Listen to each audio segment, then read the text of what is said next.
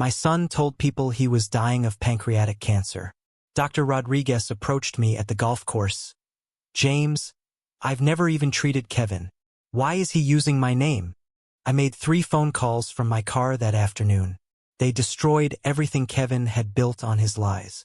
If you're watching this, subscribe and let me know where you're from. Hit that like button if you want to hear about the most elaborate con I've ever witnessed, the one my own son pulled on me. Let me take you back to 3 hours earlier, when I still believed my boy was dying. The morning had started perfectly. Carol and I shared coffee on our patio, watching the desert sunrise paint the mountains purple and gold. Retirement suited us both. Her garden bloomed with impossible colors, and my joints had finally stopped aching from 37 years of wrestling with struggling animals. "You're playing with the charity group today?" Carol asked, buttering her toast with the careful precision she brought to everything. Dr. Rodriguez from oncology will be there. Maybe I'll get a chance to thank him properly for everything he's doing for Kevin. I squeezed her hand. $67,000 well spent if it saves our boy. Carol's smile was warm, tinged with the gentle sadness that had lived in her eyes since Kevin's diagnosis 18 months ago. That money from selling the practice was supposed to be for our retirement, but I'm glad we can help him through this.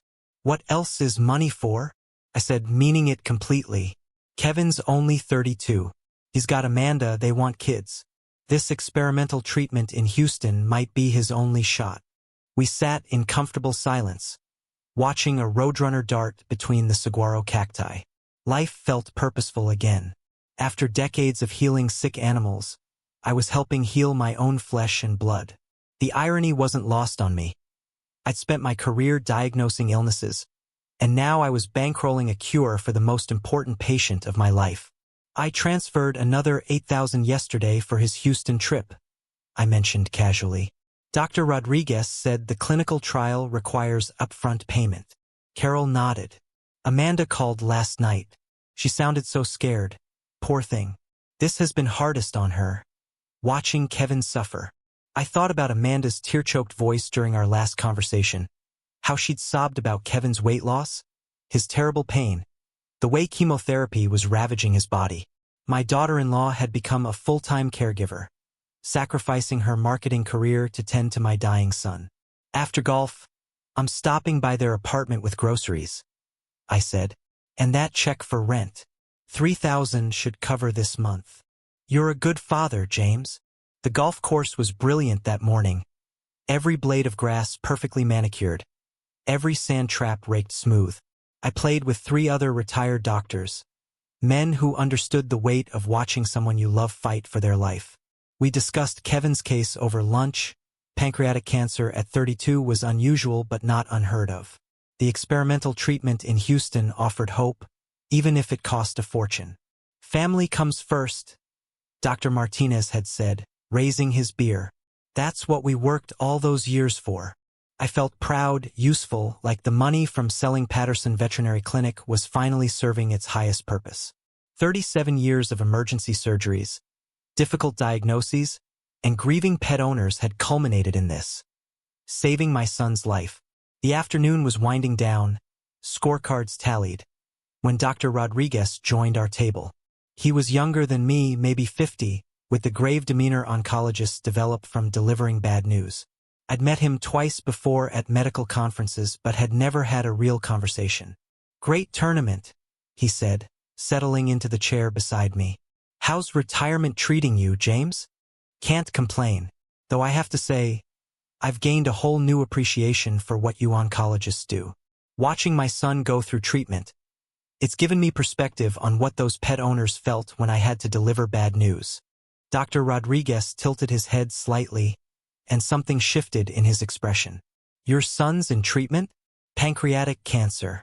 Stage 3. You've been incredible with him.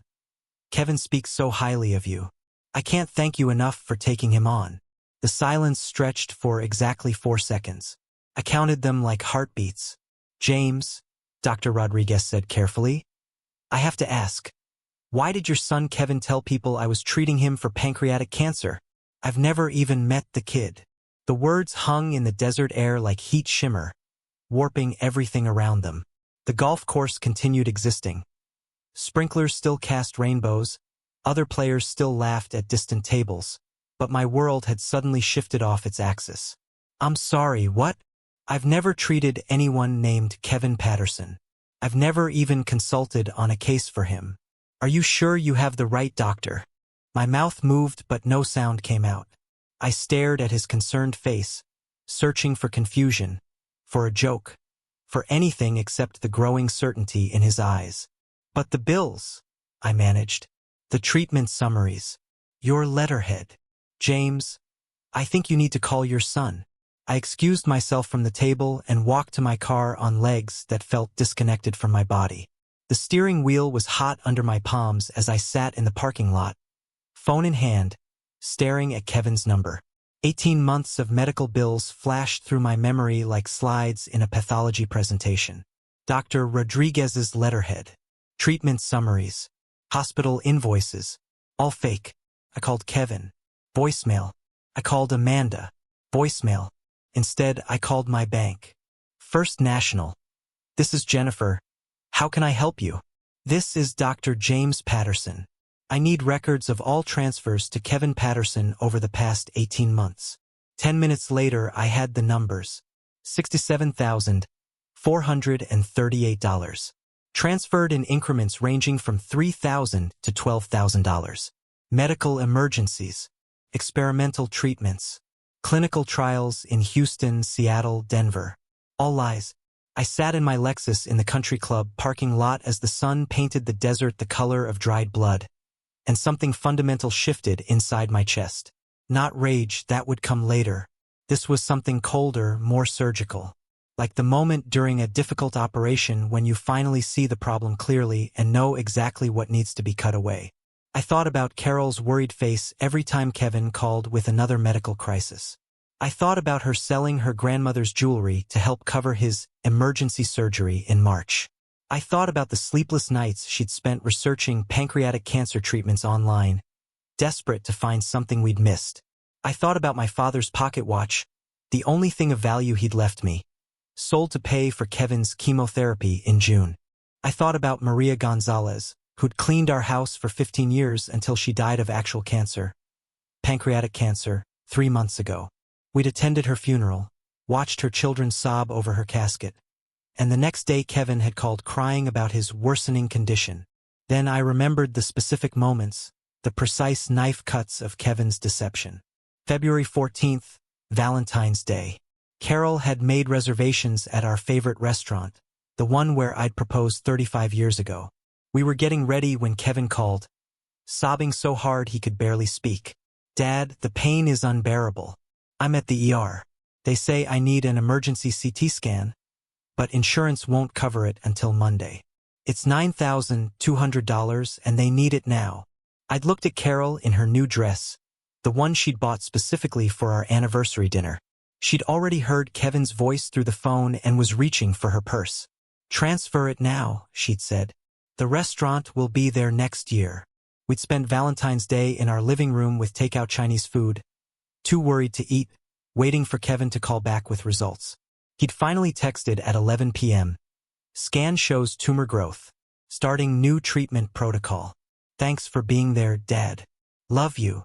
I'd shown the text to Carol, and she'd cried with relief that it wasn't worse. We'd held each other on the couch, grateful that our son was still alive, that we could afford to help him. Now I knew the truth.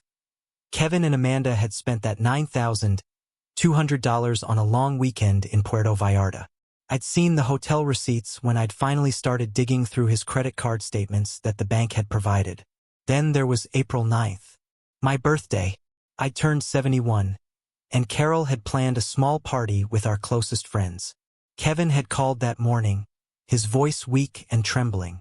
Dad, I hate to do this on your birthday, but the treatment center in Seattle needs payment by end of business today, or they'll cancel my slot in the clinical trial.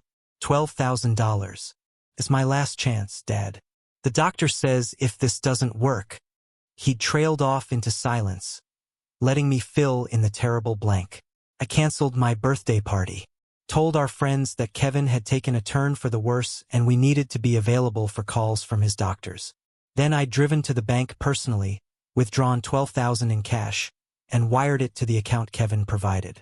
The bank manager, Susan, had looked at me with such sympathy when I'd explained it was for my son's cancer treatment. "My father died of pancreatic cancer," she'd said softly. "I'm so sorry your family is going through this. I'll waive all the wire fees." That act of kindness from a stranger, based on Kevin's lie, had made me feel blessed, grateful that people still cared about each other's suffering. Kevin had never gone to Seattle. The clinical trial didn't exist. The $12,000 had paid for a new Rolex and a week at a luxury resort in Sedona. And then there was July 22nd, the worst one, the one that, sitting in my car outside the golf course, made my hands shake with suppressed rage. Carol's sister Linda had called from Boston, breathless with urgency. "James, I just saw the GoFundMe page Amanda set up for Kevin's treatment. $25,000 for experimental immunotherapy? Why didn't you tell us things were that desperate?" I'd had no idea about any GoFundMe. When I'd looked it up, I'd found a slickly produced page with photos of Kevin looking gaunt and pale. Photos I later realized were just him after a bout of food poisoning, cleverly repurposed. The page described his brave battle and listed specific treatments he supposedly needed. It had raised $32,400 from friends, extended family, Carol's book club, my former veterinary clients, even people we'd never met who'd been moved by his story. Kevin had called me that evening, his voice careful. "Dad, I know you saw the GoFundMe. I didn't want to ask, but Amanda set it up without telling me. I'm thinking of taking it down. It feels like charity." "Nonsense," I'd said firmly. "People want to help. Let them. This is what community means." "Are you sure? Because if you think it's wrong..." "Kevin, you're my son. If people want to contribute to saving your life, that's beautiful. Don't rob them of the chance to do something good." I believed I was teaching him about grace and gratitude. Instead, I'd given him permission to rob dozens of kind-hearted people who genuinely cared. Carol and I had matched the GoFundMe total, donating another $32,400. "We can't let strangers give more than we do," Carol had insisted. I'd agreed completely. Sitting in my Lexus, watching the sun set over the golf course, I added those numbers to my running total. The $9,200 from Valentine's Day, the $12,000 from my canceled birthday, the $32,400 from the GoFundMe matching, plus the regular monthly transfers, the emergency payments, the treatment deposits. The real number wasn't $67,438. It was over $120,000 when I included everything. Kevin had stolen my father's watch. He'd stolen Carol's anniversary dinners and her grandmother's jewelry. He'd stolen my birthday. He'd stolen Valentine's Day. He'd stolen the kindness of strangers and the prayers of my veterinary clients. He'd stolen Linda's generous donation from Boston. He'd stolen the sympathy in bank manager Susan's eyes. He'd stolen a year and a half of our peace of mind, our sleep, our joy in retirement. He'd stolen our future security. And he'd done it while we thanked him for letting us help. I'd liquidated my retirement account. Carol had canceled her subscription to the symphony. We'd stopped taking our anniversary trips, stopped going out to dinner, stopped buying anything that wasn't absolutely necessary. We were living like paupers so our healthy, lying son could vacation in luxury resorts. The knowledge settled in my stomach like surgical steel. Kevin wasn't sick. Kevin had never been sick. Kevin was a fraud, and Amanda was his accomplice, and they'd been robbing us blind for a year and a half while we worried ourselves sick about losing our child. I didn't call him again. I didn't scream or cry or punch the steering wheel. Instead, I drove home and walked into my study, where I kept all of Kevin's medical documents in a neat file folder labeled Kevin's Treatment. Documents I'd never questioned because you don't question your child's cancer diagnosis. I spread them across my desk like evidence at a crime scene. Dr. Rodriguez's letterhead looked professional, official. The hospital invoices seemed legitimate. But now, knowing the truth, I could see the subtle errors. A misspelled medical term here. An incorrect hospital address there. Details a real doctor would never get wrong. Carol found me there an hour later, still staring at the papers. "How was golf?" she asked. I looked up at my wife of 34 years, at the woman who'd sold her jewelry for our lying son, and felt something I'd never experienced in our marriage. The weight of being the one who had to break someone's heart. "Sit down, honey. We need to talk." The conversation lasted 23 minutes. Carol cried for exactly 4 of them. Sharp, angry tears that dried quickly when fury took over. By the end, she was standing at the window with her arms crossed, staring out at her garden with the same expression I'd seen on her face the day she fired our dishonest accountant. "So what do we do?" she asked. I gathered the fake medical documents into a neat stack. "We respond surgically. Meaning I'm going to destroy them completely, and I'm going to enjoy every second of it." That evening, I made my first call. Kevin's phone went straight to voicemail, probably because he was ignoring his bill calls. I left a simple message. "Kevin, it's Dad. Call me back tonight. We need to discuss your treatment with Dr. Rodriguez." The callback came within 10 minutes. "Hey, Dad. Sorry I missed your call earlier. Amanda and I were at the grocery store." His voice sounded perfectly healthy, energetic even. No trace of the weakness he'd been affecting for months. "How was golf?" "Enlightening. I played with Dr. Rodriguez today." Silence. Then, "Oh, that's great. How is he?" "He's very well. Sends his regards. Says he's looking forward to seeing you at next week's appointment." Another pause, longer this time. "Right? Yes. Next week. Tuesday, I think." "Kevin." "Yeah, Dad. Dr. Rodriguez has never treated you. He's never even met you. You don't have cancer, and you never did." The silence that followed was absolute. No background noise, no breathing, nothing. Like the phone line had gone completely dead. "Dad, what are you talking about? Of course Dr. Rodriguez knows me. There must be some confusion." "Stop." My voice carried the authority I'd used with panicked pet owners for 37 years. "I know, Kevin. I know everything. The fake medical bills. The fabricated treatment summaries. All of it. Dad, you're not making sense. I'm sick. You know I'm sick. We've been fighting this for over a year." "Kevin." I let his name hang in the air for a moment. "I'm a doctor. I've been reading medical charts for 4 decades. The documents you've been sending me are fake. Badly fake. And tomorrow morning, I'm reporting you to the FBI for mail fraud." The mask finally dropped. When Kevin spoke again, his voice was different. Harder, more calculated. "You can't prove anything. I can prove everything. I have copies of every fake document you sent me. I have bank records of every transfer. I have 18 months of lies documented in your own handwriting." "Dad, listen." "No, you listen. I want every penny back. $67,438. You have 72 hours. Kevin laughed. Actually laughed. "Or what? You'll disown me? Go ahead. Amanda and I have been talking about cutting contact anyway. You've been emotionally distant my whole life. This was just payback for years of neglect." The words hit like a physical blow, but I kept my voice steady. "Payback. That's right. You owe us this money. All those years when you cared more about sick animals than your own son. All those dinners you missed, all those school events you skipped for emergency surgeries. We figured you could finally contribute something meaningful to my life. By lying about having cancer. By making you act like a father for once." I closed my eyes and saw my father's pocket watch in some pawn shop, sold to pay for Kevin's fictional chemotherapy. I saw Carol's tears when she thought we might lose our only child.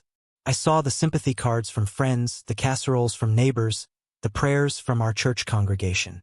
"Kevin," I said quietly, "you just made this so much worse for yourself. Are you threatening me, Dad?" "I'm promising you. Goodbye, son." I hung up and turned to Carol, who'd been listening from the kitchen doorway. "Phase 1 complete," I said. The next morning, I began my surgical strike. But first, I needed to prepare, to understand exactly what I was dealing with and to document everything properly. After 37 years of veterinary practice, I'd learned that the most successful outcomes came from thorough preparation. I woke at 5 a.m., before Carol, and drove to my old clinic. I still had keys. The new owner, Dr. Sarah Chun, had kept them as a courtesy for when I wanted to visit. The clinic didn't open until 8, so I had the place to myself. In the small office that used to be mine, I spread out every document Kevin had ever sent me. Then I began the methodical process of verification. I called hospitals, claiming to be following up on my son's treatment. I checked medical licensing boards. I cross-referenced doctor names with practice locations. I verified insurance claim numbers. Every single document was fraudulent, not just inaccurate, completely fabricated. But what struck me, sitting in that familiar office with the morning light streaming through windows I'd looked through for 37 years, was the sophistication of it. These weren't amateur forgeries. Someone with access to medical billing software had created these documents. Someone who understood enough about oncology to make the documents look plausible to a non-specialist. I thought about the friend Kevin had mentioned once, someone who worked at a medical billing company. Someone who'd apparently been helping him process his insurance claims. I pulled out my phone and scrolled through old text messages, looking for the name. There it was. Brandon at MedBill Solutions is helping me straighten out the insurance paperwork. He says the delays are normal for experimental treatments. I wrote down MedBill Solutions, Brandon, accomplice. At 7:30, I called Special Agent Sarah Morrison at the FBI's white-collar crime unit. I'd found her contact information through my attorney, who specialized in medical fraud cases. Agent Morrison? This is Dr. James Patterson. I need to report a complex medical fraud case involving my son, and I believe it includes an accomplice at a medical billing company. Her voice sharpened with interest. How complex are we talking, Dr. Patterson? Over $100,000 stolen through fabricated cancer treatments, with forged medical documents, fraudulent insurance claims, and what appears to be inside help from someone with access to medical billing software. I can meet with you this afternoon. Bring everything. I'll be there at 2 p.m. First call after that, my bank. I canceled the automatic transfer that sent Kevin $3,000 monthly for treatment expenses. Canceled the credit card I'd given him for medical emergencies. Canceled his access to the emergency fund account. The bank representative, a young woman named Michelle, tried to verify my identity with increasing concern. Dr. Patterson, I need to make sure I understand correctly. You're canceling all financial access for Kevin Patterson, who's listed as your son and authorized user on multiple accounts. That's correct. May I ask why? We have notes in the system that these accounts were specifically set up for his medical treatment. The medical treatment was fraudulent. My son has been committing fraud. I'm meeting with the FBI this afternoon. Silence on the other end. Then, quietly, oh my God, I'm so sorry. I'll process these changes immediately. Thank you, Michelle. One more thing. Can you flag any accounts where Kevin might try to claim he's authorized? I want to make sure he can't access anything. Absolutely. I'm putting fraud alerts on everything associated with your name or your wife's name. He won't be able to open so much as a checking account without triggering a notification to you. As I hung up, I felt something unfamiliar. A sense of control. For 18 months, I'd been reacting to Kevin's emergencies, scrambling to help, always one step behind his latest crisis. Now I was 3 steps ahead, and the feeling was intoxicating. Second call, my insurance company. I reported the fraudulent medical claims that had been submitted using my family policy. This would trigger an investigation and criminal charges. Third call, FBI field office in Phoenix. Special Agent Sarah Morrison took my statement over the phone and confirmed our 2 p.m. meeting.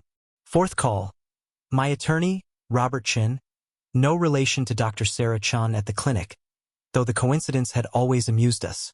Robert, I need you to draw up documents removing Kevin from my will, from any trusts, from any legal connection to our estate. And I need a restraining order preventing him from contacting Carol or me. James, what happened? I gave him the abbreviated version. When I finished, Robert was quiet for a long moment. Jesus, James. I'm sorry. Give me until end of business today. I'll have everything ready. Fifth call. Tom, my brother in Colorado. Tom, it's James. Are you sitting down? By 10 a.m., Kevin's financial lifeline was completely severed. The phone started ringing at 10:15. Dad, what the hell did you do? My card's been declined everywhere. I stopped paying for your fake medical bills. You can't just cut me off. I have expenses. Then get a job. I am sick, goddammit. I need that money for treatment. Kevin, I spoke to the FBI this morning. They're very interested in your medical billing scam. Apparently, fraud involving insurance companies is a federal crime. Who knew? Silence. Then, quieter. Dad, please, let's talk about this. Maybe we got off on the wrong foot. The wrong foot was when you decided to fake cancer to steal my money. Everything that happens from here is just gravity. I hung up and sat back in my old office chair, feeling something I hadn't felt in 18 months. Peace. But then the phone rang again. Kevin. I almost didn't answer, but something made me pick up. What do you want, Kevin? Dad. His voice was different now. Younger. Frightened. The voice he'd used as a child when he'd gotten in trouble at school. Dad, please. I'm scared. I don't know what to do. Amanda's falling apart. She's talking about leaving me. Her parents are threatening to kick her out. We have nowhere to go. You should have thought of that before you faked cancer. I know, Dad. And I'm sorry. I'm so sorry. I made a terrible mistake. But please, we can fix this. We can pay you back. I'll get a job, 2 jobs, whatever it takes. Just please don't go to the FBI. Please. The plea in his voice was so familiar. It was the same tone he'd used when he'd wrecked his car at 17, when he'd failed out of his freshman year at college, when he'd gotten fired from his 3rd job in 2 years. The voice that said, "Save me, Dad. Fix this for me, Dad. Make the consequences go away, Dad." For 32 years, I'd made the consequences go away. Kevin, I said slowly. Do you remember Mrs. Gonzalez? What? Who? Maria Gonzalez. She cleaned our house for 15 years. She died 3 months ago. I don't know what that has to do with. She died of pancreatic cancer. Real pancreatic cancer. I went to her funeral. Her children couldn't afford a proper burial, so I paid for it. For $1,000. The day after her funeral, you called me crying about your worsening condition. Silence. I remember standing at her grave, watching her family sob, thinking about how unfair it was that she died while you got to fight, that you had access to experimental treatments that might save you, while she'd had nothing. I felt grateful, Kevin. Grateful that I had money to help you, while her children had nothing. Dad, you used her death. You used a real woman's real cancer to make your lies more convincing. You called me the next day knowing I just buried someone who actually died from what you were pretending to have. I didn't think about it like that. And do you remember Valentine's Day? When you called about the emergency CT scan? Dad, please. Carol and I were dressed for our anniversary dinner, our favorite restaurant. She was wearing a new dress. We canceled everything to help you. Spent the evening terrified that you were dying. And you were in Puerto Vallarta drinking margaritas. I'm sorry. His voice cracked. I'm so sorry, Dad. I was stupid. I was desperate. Amanda and I were drowning in debt. And I didn't know what else to do. So you chose to make us think you were dying. I never meant for it to go this far. It started small, just a few thousand to get us through a rough patch. But then we couldn't stop. Every time I tried to come clean, you'd send more money, and you'd be so proud of me for fighting, and I couldn't disappoint you again. Again. I've disappointed you my whole life, Dad. Nothing I did was ever good enough. You were always at the clinic, always too busy, always more concerned with other people's animals than with your own son. This was the first time you ever really paid attention to me. The first time you ever acted like I mattered. The accusation hung in the air between us. Part of me wanted to argue, to defend myself, to point out all the soccer games I'd attended, all the birthday parties, all the times I'd been there. But another part of me, the part that had worked 80-hour weeks for decades, heard the grain of truth in his words. So you decided the way to get my attention was to fake terminal cancer. When you put it like that, it sounds insane. It is insane, Kevin. Do you understand what you've done? You didn't just steal money. You stole 18 months of our peace. You made your mother cry herself to sleep. You made me sell my father's watch, the only thing I had of his. You made dozens of people pray for you, worry about you, send you money they couldn't afford because they cared about you. I know, and I'm sorry. And now you're scared because the consequences are real. Now you're sorry because you got caught. Where was this remorse 6 months ago? Where was it when you set up that GoFundMe page and let strangers donate money to your lie? I wanted to stop. I did. But Amanda said we were in too deep. That if we stopped now, you'd know something was wrong. Don't you dare blame Amanda. You're a grown man. You made these choices. You're right. You're absolutely right. He was crying now, genuine sobs. Dad, please. I'm begging you. I'll do anything. I'll go to therapy. I'll get help. I'll pay back every penny, even if it takes the rest of my life. Just give me one more chance. Please. I'm your son. And there it was. The hook that had caught me for 32 years. I'm your son. I closed my eyes and saw Maria Gonzalez's children at her funeral. I saw Carol's face on Valentine's Day.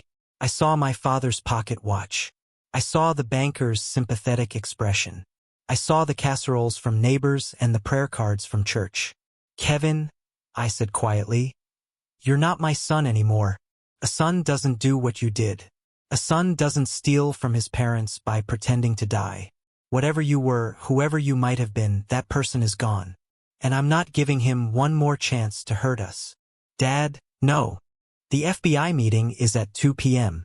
My attorney is drafting documents to remove you from our will and from any legal connection to our estate. The bank has flagged your name for fraud. In 48 hours, everyone we know will learn what you did. And in 72 hours, you'll be arrested. You're going to destroy my life. No, Kevin. I'm just going to stop protecting you from the consequences of your own actions. There's a difference. I hate you. His voice turned cold again, the fear replaced by rage. I hope you die alone and miserable, you self-righteous bastard. Goodbye, Kevin. I hung up and sat in the silent office, my hands trembling. Carol appeared in the doorway. I hadn't heard her arrive. I heard, she said softly. The last part, anyway. He tried to manipulate me, said he was sorry, that he was scared. Then when that didn't work, he said he hated me. Carol sat down across from me and took my hands in hers. James, look at me. I met her eyes. You did the right thing. The only thing. What he did, it's unforgivable. And if we forgive him, if we give him another chance, we're just teaching him that his actions don't have real consequences. I know, but he's still my son. No, Carol said firmly. He was your son. Past tense. Our son died 18 months ago when Kevin decided to fake cancer. Whoever this person is, this liar, this thief, he's not the child we raised. She was right. I knew she was right, but knowing it didn't make it hurt less. Come on, Carol said, standing up. We have an FBI meeting in 3 hours. Let's go home and get ready to end this properly. I immediately called my brother Tom in Colorado. Tom, it's James. I need to tell you something about Kevin. The conversation lasted 30 minutes. Tom had been sending Kevin money too. Not as much as me, but several thousand over the past year. Our sister Rebecca in Seattle had also been contributing. Kevin and Amanda had been running the same scam on the entire family. Jesus Christ, Tom said when I finished explaining. Jenny's going to lose her mind. She's been praying for that kid every night. I know. I'm calling everyone today. By tonight, the whole family will know what Kevin really is. What are you going to do? I looked at the folder of fake medical documents on my desk. I'm going to make sure he faces consequences for every lie he told. By evening, I'd made 11 phone calls. Kevin's birthday party was scheduled for Saturday night at Amanda's parents' house. A party Carol and I were expected to attend, where we'd planned to announce our latest gift of $15,000 for Kevin's new treatment in California. Perfect timing. Friday afternoon brought desperate visitors. Kevin and Amanda showed up at our house unannounced. Kevin looking healthier than he had in months. No pallor, no weight loss, no sign of the devastating illness he'd been claiming was killing him. "Dad, we need to clear this up," Kevin said, settling onto our sofa like he still belonged there. "I think you misunderstood something." Amanda nodded earnestly. "Dr. Rodriguez probably just forgot. Oncologists see so many patients." "Amanda." I sat across from them in my reading chair, hands folded. "Stop talking, both of you." "But Dad, if you'll just listen." I said stop. I stood and walked to my desk, returning with the folder of fake documents. "I had these analyzed by a medical fraud investigator yesterday. Would you like to know what he found?" Kevin's face went very still. "The letterhead is wrong. Dr. Rodriguez's office moved 18 months ago, before your supposed treatment started. These documents show the old address." I pulled out a sheet of paper. "The medical terminology is incorrect in 16 different places. A real oncologist would never make these mistakes." I set down another document. "This invoice for $12,000 in chemotherapy drugs? These particular drugs aren't used in combination. Ever. It would kill a patient in hours." Amanda's face was growing pale. "And this treatment summary from Houston?" I held up the paper. "The hospital it claims to be from doesn't have an oncology department. It's a cardiac specialty center." Kevin's jaw tightened. "Dad, you're being ridiculous." "The FBI doesn't think I'm being ridiculous. Neither does the Insurance Fraud Investigation Unit. Neither does the medical billing company that's been generating your fake invoices." Amanda went perfectly white. "What billing company?" I smiled for the first time in 2 days. "Oh, that's right. You haven't met Special Agent Morrison yet. She's very interested in talking to Kevin's friend who works at MedBill Solutions. The one who's been creating your fake invoices for a cut of the profits." Kevin stood abruptly. "We're leaving." "Sit down, son."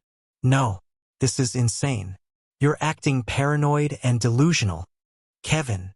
My voice dropped to the tone I'd used with aggressive animals. "Sit down."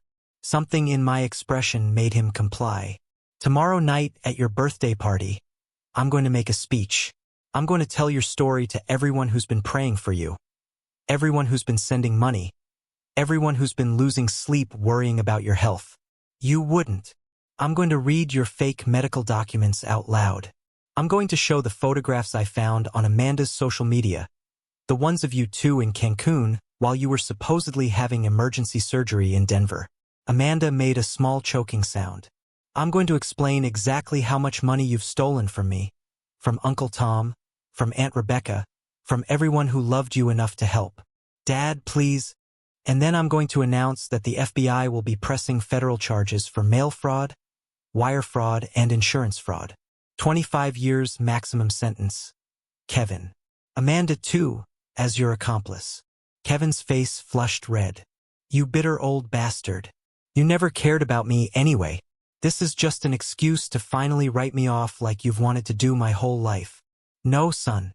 This is just me finally seeing who you really are." They left without another word. Saturday evening arrived clear and warm. The party was at Amanda's parents' house in Scottsdale, a sprawling ranch-style home with a pool and enough space for 30 guests. Carol and I arrived precisely on time, carrying a wrapped gift and wearing our best funeral expressions. Amanda's mother, Patricia, greeted us at the door with tears in her eyes. "Oh, James, Carol, we're so glad you came. With everything Kevin's going through, family gatherings are so precious." "Indeed they are," I said solemnly. The party was in full swing. Family members, friends, co-workers, all gathered to celebrate Kevin's 33rd birthday and support him through his brave battle with cancer. A banner hung across the patio. "Happy birthday, Kevin. Stay strong." Kevin held court in the center of the group, looking robust and healthy, accepting sympathetic hugs and promising to keep fighting. Amanda stood beside him, playing the devoted caregiver perfectly. Uncle Tom caught my eye from across the pool and nodded grimly. The rest of the family knew what was coming. We'd coordinated our response like a military operation. At 8 o'clock, I asked for everyone's attention. I'd like to make a toast, I announced, raising my glass of wine. To my son Kevin on his birthday. 30 people gathered around, glasses raised, expecting the usual parental tribute. Kevin? I began, looking directly at him. This has been quite a year for you. 18 months, actually. 18 months of phone calls about your declining health. 18 months of emergency medical bills. 18 months of watching your mother and me worry ourselves sick about losing our only child. Kevin's smile flickered slightly, but he maintained his composure. $67,438, I continued. That's how much your treatment has cost so far. Your Uncle Tom has contributed $8,000. Your Aunt Rebecca, $6,000. Your cousin Michael, $3,000. Even Mrs. Patterson from next door sent money for your medical bills. A murmur went through the crowd. People nodded sympathetically, moved by the family's generosity. But here's the thing, everyone. Kevin isn't sick. Kevin has never been sick. Kevin has been running an elaborate fraud for the past year and a half, stealing money from everyone who loved him by faking pancreatic cancer. The silence was absolute. 30 people stood frozen with glasses half raised, processing what they just heard. Every medical bill was fake. Every treatment summary was fabricated. Every doctor's report was forged. Kevin is perfectly healthy, and he's been using your money to take luxury vacations while you prayed for his recovery. Amanda bolted. She pushed through the crowd and ran for the house, leaving Kevin standing alone in the center of 30 increasingly hostile faces. Dad, what are you doing? Kevin's voice cracked. I pulled out a manila folder. I have copies of every fake document you sent me. I have photographs from Amanda's Instagram account showing you two in Cabo, while you were supposedly having chemotherapy in Houston. I held up a printout. Here's Kevin on a jet ski in Mexico, March 15th. The same day you called me crying about being too weak to get out of bed. Gasps from the crowd. Someone said, Jesus Christ. And here, I said, holding up the final photograph, is Kevin drinking champagne at a 5-star resort in Hawaii. Last Tuesday. The same day he left me a voicemail about how the chemotherapy was making him too sick to work. The silence stretched for exactly 10 seconds. Then everyone started talking at once. Kevin stood in the center of it all like a man facing a firing squad. It's not what it looks like, he said desperately. Then explain it, Uncle Tom said coldly. Kevin looked around the circle of furious faces and made the worst possible choice. He doubled down. Fine. You want the truth? I deserve that money. This was payback for 20 years of emotional neglect. So you decided to fake cancer, Rebecca said slowly. You decided to put your parents through the agony of thinking they might lose their child. I lost my daughter to real leukemia 5 years ago, and you've been playing dress-up with the worst experience of my life. Kevin's face went gray. Rebecca, I didn't mean. Get out. He left through the back gate, alone. 6 months later, the legal proceedings concluded. Kevin pleaded guilty to federal fraud charges and received 4 years in prison. Amanda received 2 years and 500 hours of community service at a cancer treatment center. They were ordered to pay full restitution. Carol and I used the remaining money from my practice sale differently. We traveled to Guatemala with Veterinarians Without Borders, providing free animal care in villages that hadn't seen a vet in decades.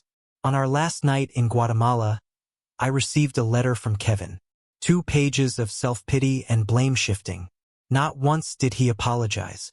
Not once did he take responsibility. I read it twice, then handed it to Carol. What should we do with this? She asked. I watched a rescued dog sleep peacefully in her arms and felt the last knot of fatherly guilt finally dissolve. Nothing, I said. We do nothing at all. Carol dropped the letter into the trash. It landed with a soft thud, like the sound of a door closing forever. The next morning, we flew home to Arizona, where our real life was waiting.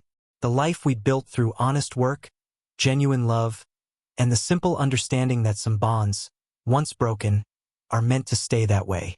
Some tumors, once removed, should never be allowed to grow back.